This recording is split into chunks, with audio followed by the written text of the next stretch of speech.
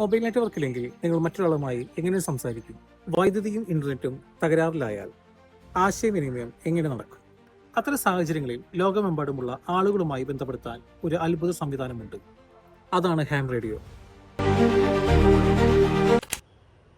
ഒരു വെള്ളപ്പൊക്കമോ ഭൂകമ്പമോ ഉണ്ടായാൽ mobile ടവറുകൾ പ്രവർത്തനരഹിതമാകും, internet തന്നെ ഇല്ലാതാകും.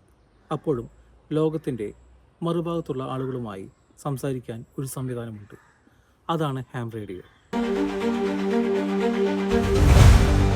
ഇന്ന് നമ്മൾ ഈ വീഡിയോയിൽ അറിയാൻ പോകുന്നത് എന്താണ് ഹാം റേഡിയോ, ആരൊക്കെയാണ് ഹാം റേഡിയോ ഉപയോഗിക്കുന്നത്, ലൈസൻസ് എങ്ങനെ ലഭിക്കും, ഇന്ത്യയിൽ ഇത് നിയമപരമാണോ, അതുപോലെ തന്നെ വോക്കി ടോക്കിയും ഹാം റേഡിയോയും തമ്മിൽ വ്യത്യാസമെന്ത്? ഹാം റേഡിയോ എന്നത് അമേച്ചർ റേഡിയോ സർവീസ് എന്നാണ് അറിയപ്പെടുന്നത്. ഇതൊരു ഹോബിയാണ്. ലൈസൻസ് നേടിയ വ്യക്തികൾക്ക് റേഡിയോ തരംഗങ്ങൾ ഉപയോഗിച്ച് ലോകത്തിൻ്റെ വിവിധ ഭാഗങ്ങളിലുള്ള റേഡിയോ ഓപ്പറേറ്റർമാരുമായി ആശയവിനിമയം നടത്താൻ ഇതിലൂടെ സാധിക്കും. ഹാം റേഡിയോ ഒരു ഹോബി മാത്രമല്ല, ഇതുകൊണ്ട് നിരവധി ഉപകാരങ്ങളുണ്ട്. അടിയന്തര ആശയവിനിമയം, വെള്ളപ്പൊക്കം, ഭൂകമ്പം, സുനാമി തുടങ്ങിയ സമയങ്ങളിൽ മൊബൈൽ ടവറുകൾ നിശ്ചലമായാലും ഹാം റേഡിയോ പ്രവർത്തിച്ചുകൊണ്ടിരിക്കും. ഇത്തരം സമയങ്ങളിൽ ദുരന്ത നിവാരണ പ്രവർത്തനങ്ങൾക്ക് ഹാം റേഡിയോ ചെയ്യുന്നത് വലിയൊരു സഹായമാണ്. നിങ്ങൾക്ക് കേരളത്തിൽ ഇരുന്നു കൊണ്ട് തന്നെ ഓസ്ട്രേലിയ, ജപ്പാൻ, അമേരിക്ക തുടങ്ങിയുള്ള മറ്റു രാജ്യങ്ങളിലെ ഹാമുകളുമായി സംസാരിക്കാൻ കഴിയും.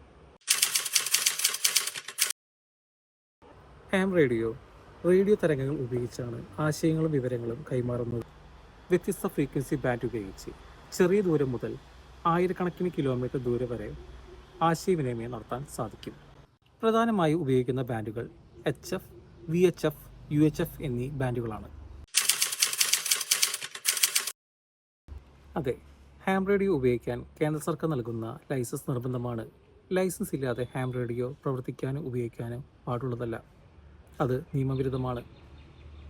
ലൈസൻസ് ലഭിക്കാൻ പരീക്ഷ പാസ്സാകണം. പലരും വിചാരിക്കുന്നത് ഹാം റേഡിയോയും വോക്കി ടോക്കിയും ഒന്നാണെന്നാണ്. പക്ഷേ വലിയ വ്യത്യാസമുണ്ട്. വോക്കി ടോക്കി സാധാരണയായി ചെറിയ ദൂരത്തിനാണ്. ഹാം റേഡിയോ വിവിധ രാജ്യങ്ങളുമായി ബന്ധപ്പെടുത്താൻ സാധിക്കും.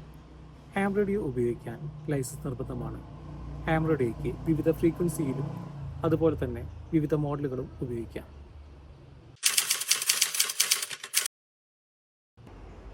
ഇന്ത്യയിൽ ആയിരക്കണക്കിന് ഹാമുകൾ പ്രവർത്തിക്കുന്നുണ്ട്.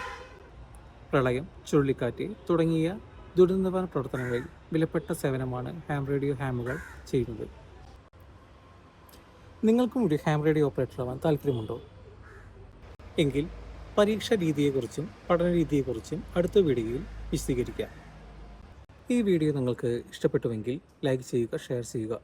അതുപോലെ നിങ്ങളുടെ ഡൗട്ടുകൾ കമൻറ്റ് ചെയ്യാൻ മറക്കരുത്. കൂടുതൽ ഹാം റേഡിയോ വീഡിയോകൾക്കായി ഈ ചാനൽ സബ്സ്ക്രൈബ് ചെയ്യുക.